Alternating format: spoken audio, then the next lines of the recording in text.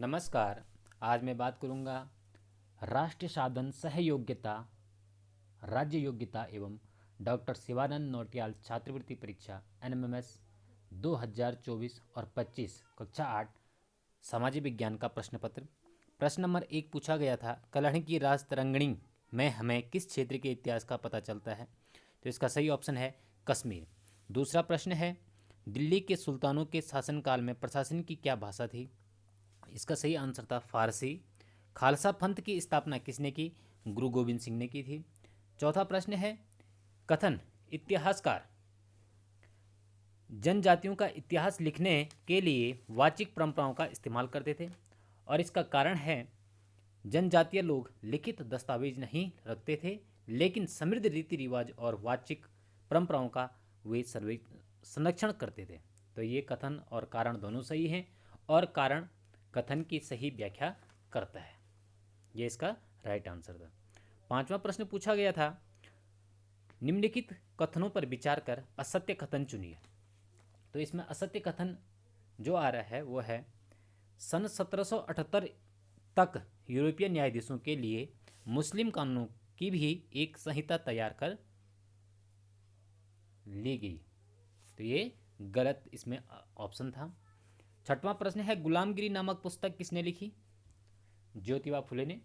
सातवां प्रश्न था, कैबिनेट मिशन की विफलता के बाद मुस्लिम लीग ने कब प्रत्यक्ष कार्रवाई दिवस मनाने का आह्वान किया था? 16 अगस्त 1946 इसका सही आंसर था। आठवां प्रश्न है, जवाहरलाल नेहरू की अध्यक्षता में 1929 ईस्वी में पारित किए गए पूर्ण स्वराज के प्रस्ताव के आधार पर पूरे देश में स्वतंत्रता दिवस कब मनाया गया?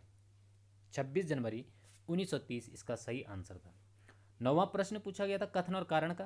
टैगोर ने कलकत्ता से 100 किलोमीटर दूर एक ग्रामीण परिवेश में अपना स्कूल खोलने का फैसला लिया। कारण है, टैगोर का मानना था कि सृजनात्मक शिक्षा को केवल प्राकृतिक परिवेश में ही प्रोत्साहित किया जाता है। तो इसका सही आंसर कथन ऑप्शन ए है। कथन और कारण दोनों सही हैं और कारण कथन की सही व्याख्या करता है। 10वां प्रश्न पूछा गया था, स्तंभ का मिलान करना था। राजा राम मोहन राय ब्रह्म समाज से, ईश्वर चंद्र विद्यासागर विधवा विवाह के पक्ष में कानून के संबंध में थे, पंडिता रमाबाई पूना में विधवा विवाह की स्थापना और घासीराम सत्यनामी आंदोलन से संबंधित थे। तो इसका सही आंसर था सी ऑप्शन इसका सही मैचिंग हो। 11वां क्वेश्चन है, निम्नलिखित कथनों पर विचार कर असत्य कथन छांटिए। तो असत्य कथन जो इसमें था ऑप्शन डी कि धनी व्यापारियों को नाडू के कामकाज में नियंत्रण हासिल था। यह इसका रॉन्ग आंसर था, असत्य कथन था। 12वां प्रश्न पूछा गया है, 1857 के विद्रोह से संबंधित निम्नलिखित घटनाओं पर विचार कर कालक्रम में सबसे पहले घटित घटना को चुनिए। तो सबसे पहले ऑप्शन सी इसका सही आंसर है, बैरकपुर में मंगल पांडे को फांसी की सजा होना। 13वां प्रश्न था, भारत में समानता की रक्षा के लिए कौन सा अधिकार है? समानता का अधिकार। 14वां प्रश्न है, मुख्यमंत्री का मुख्य कार्य क्या है? राज्य प्रशासन का संचालन करना। 15वां प्रश्न है, प्राथमिक स्वास्थ्य केंद्र किस प्रकार की स्वास्थ्य सुविधा है? तो यह है इसका ऑप्शन सही था, सार्वजनिक। 16वां प्रश्न है, राज्य में सार्वजनिक सेवाओं का प्रबंधन किस स्तर के सरकार की जिम्मेदारी होती है? तो इसका सही आंसर है स्टेट गवर्नमेंट, राज्य सरकार, ऑप्शन डी सही है। राज्य सरकार में विधायिका की प्राथमिक भूमिका क्या है? इसका सही आंसर है राज्य सरकार में विधायिका की प्राथमिक भूमिका कानून को बनाना। 18वां प्रश्न है, संचार माध्यमों की स्वतंत्रता क्यों महत्वपूर्ण है? इसका सही आंसर है निष्पक्ष जानकारी देने के लिए, ऑप्शन बी सही है। 19वां प्रश्न है, लोकतंत्र में संचार माध्यमों की भूमिका क्या है? 19वां प्रश्न इसका सही आंसर है विश्वसनीय जानकारी देना, ऑप्शन सी सही आंसर है। क्वेश्चन नंबर 20वां है, भारतीय संविधान की प्रस्तावना क्या है?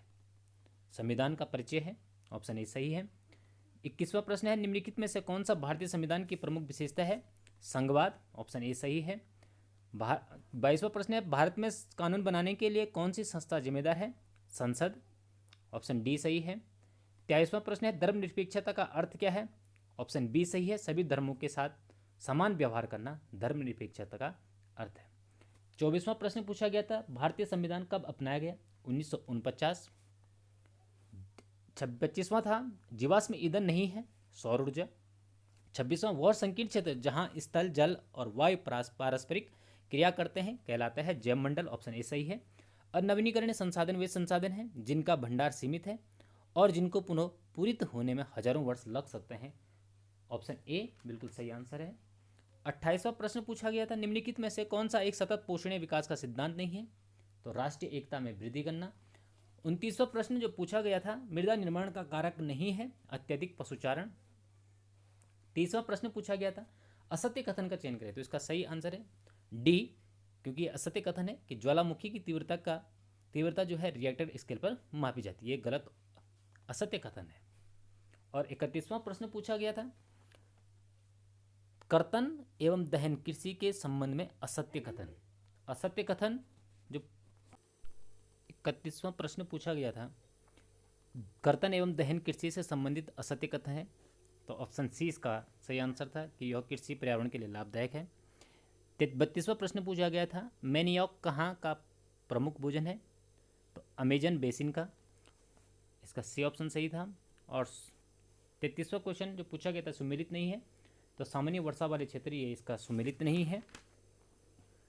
34वां प्रश्न पूछा गया था, स्तंभ का मिलान एपीकल्चर जो होता है, मधुमक्खी पालन, सेरिकल्चर रेशम पालन, पिसिकल्चर मत्स्य पालन और विटिकल्चर अंगूर की खेती संबंधित है, तो इसका ऑप्शन डी सही है। 35वां प्रश्न पूछा गया था, साझा संपत्ति संसाधन नहीं है, निम्नलिखित में से कौन सा साझा संपत्ति संसाधन नहीं है? तो ऑप्शन ए चारागाह भूमि। 36वां प्रश्न पूछा गया था, चाप झील पाई जाती है, तो मैदानी क्षेत्रों में पाई जाती है। धन्यवाद। वीडियो अच्छी लगी हो लाइक शेयर एंड सब्सक्राइब जरूर करें।